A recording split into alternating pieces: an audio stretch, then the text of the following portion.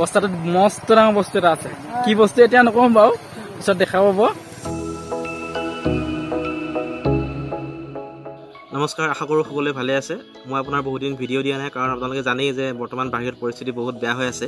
কিন্তু এনেকুৱা বেয়া পৰিস্থিতিৰ মাজতো আমাৰ ওচৰৰে তীখাবাৰী গাঁৱৰ যুৱক কেইজনমানে এটা খুবেই ভাল কাম কৰিছে যোৱা দেওবাৰে ৰাজীৱ ভাইটিয়ে মোলৈ ফোন কৰিছিল গুড মৰ্ণিং কোৱা কালি সাপ এটা ধৰিলো এৰি দিব লাগিছিলে হা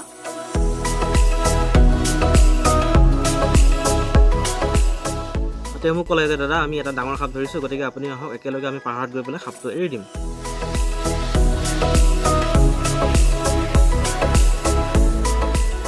কিন্তু আনফৰ্চুনেটলি সেইদিনাখন মোৰ ঘৰত বহুত কাম আছিলে বা বহুত সমস্যা আছিলে মই যাৰ কাৰণে তাৰ লগত যাব নোৱাৰিলোঁ সাপটো এৰি দিবলৈ কিন্তু মই যাব নোৱাৰিলেও তেওঁলোক গ'ল আৰু গৈ পেলাই আমাৰ ওচৰৰ খকুৱা বুলিঙা পাহাৰত সাপটো মুক্ত কৰি দিলে আৰু সাপটো মুক্ত কৰি দিয়াৰ কিছুমান দৃশ্য তেওঁলোকে ভিডিঅ' কৰিছিলে আৰু তাৰে কিছুমান ভিডিঅ' ক্লিপ মোক তেওঁলোকে দিছিলে এতিয়া চাওঁ আহক আমি সেই দৃশ্যকেইটা আৰু এতিয়া আগুৱাই যাওঁ বলক আমি পাহাৰৰ প্ৰাকৃতিক সৌন্দৰ্য উপভোগ কৰিম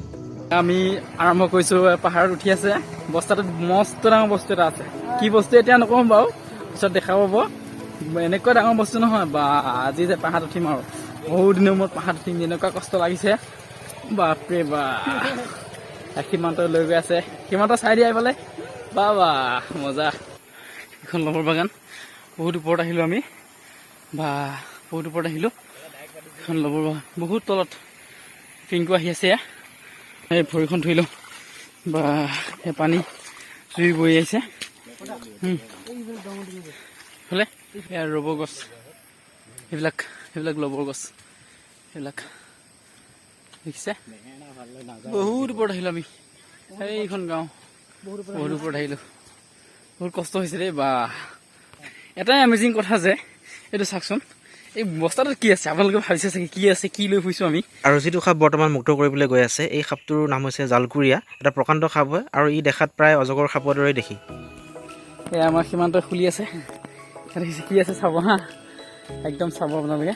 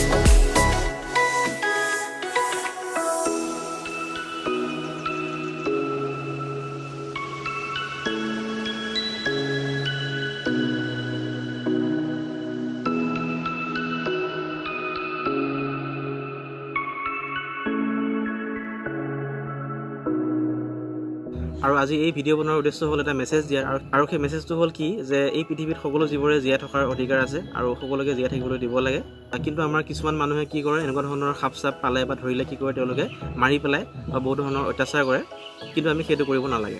তাৰ পৰা আৰু এটা বহুত ইম্পৰ্টেণ্ট কথা হ'ল কি যে আমাৰ এই পৰিৱেশত আমি মানুহ আৰু প্ৰকৃতিয়ে এটাই আনটোৰ ওপৰত নিৰ্ভৰ কৰি জীয়াই থাকোঁ গতিকে যদি আপোনাৰ প্ৰকৃতি বিনষ্ট হয় তেন্তে মানুহো জীয়াই নাথাকিব গতিকে আমি প্ৰকৃতিক সদায় বাচাই ৰাখিব লাগিব বা আমি প্ৰকৃতিক সুৰক্ষা দিব লাগিব সেইকাৰণে আমি এনেকুৱা ধৰণৰ কিছুমান বনৰীয়া জীৱ জন্তু পালে আমি সিহঁতক এৰি দিব লাগে বা আমি বন বিভাগক আমি খবৰ দিব লাগে চ' বন্ধুসকল এইটোৱে আছিলে আজিৰ ভিডিঅ' যদিহে ভাল লাগিল তেন্তে অনুগ্ৰহ কৰি লাইক কৰিব শ্বেয়াৰ কৰিব কমেণ্ট কৰিব আৰু যিসকলে প্ৰথমবাৰৰ কাৰণে চাইছে তেওঁলোকে অনুগ্ৰহ কৰি চেনেলটো ছাবস্ক্ৰাইব কৰিব লগতে বেল আইকনটো দবাই দিব আজিৰ ভিডিঅ' ইমানেই ধন্যবাদ নমস্কাৰ জয় অসম